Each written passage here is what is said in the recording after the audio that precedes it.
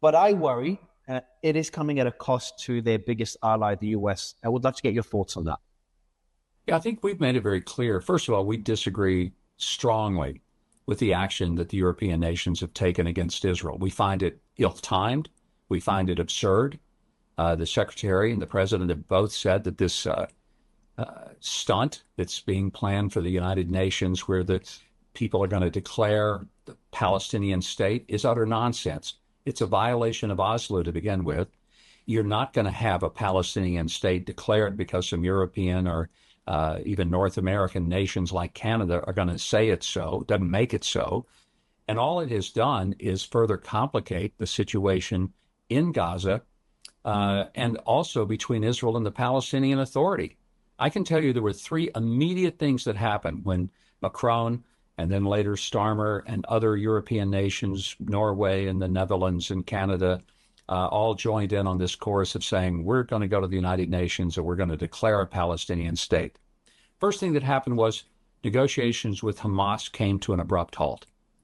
They felt like, hey, we're getting what we want, and we don't even have to give anything for it. The Europeans are doing it for us. That was an immediate effect, and the secretary's spoken of that. I have spoken about that as well.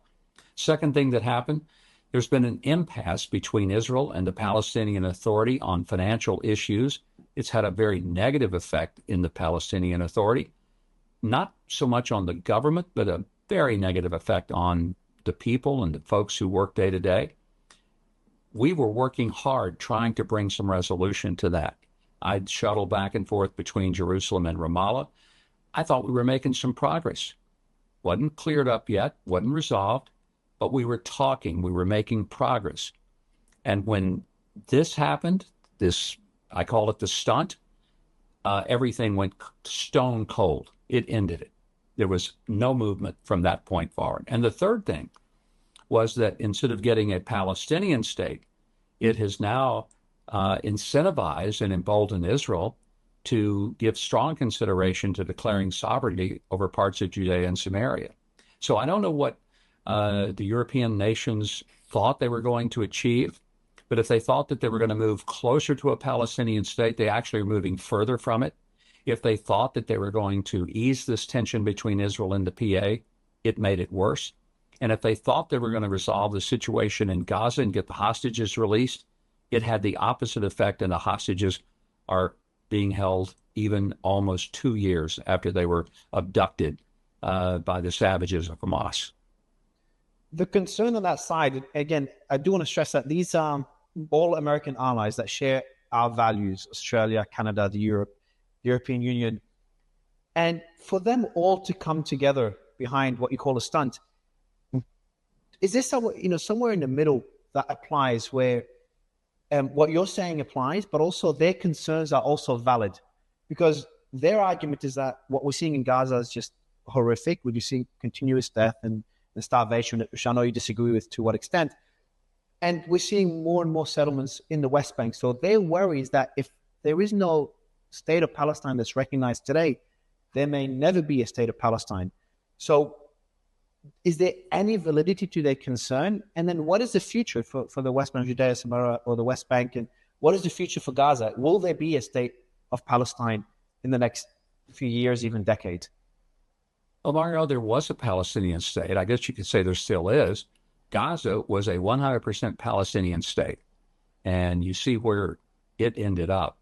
Utter disaster, because despite the fact that they have a landmass the size of Las Vegas, which is not a very big footprint, they built a tunnel system, not for their economic prosperity, not to make it better for their citizens. They built a tunnel system larger than the London Underground for the purpose of taking military action against Israel, killing Jews, hiding Hamas, hiding weapons, protecting themselves while leaving their citizens vulnerable to being the victims of war.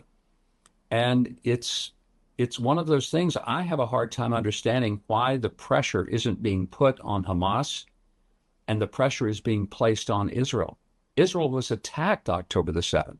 They didn't initiate this war. They're fighting to make sure it doesn't happen again. They didn't take hostages.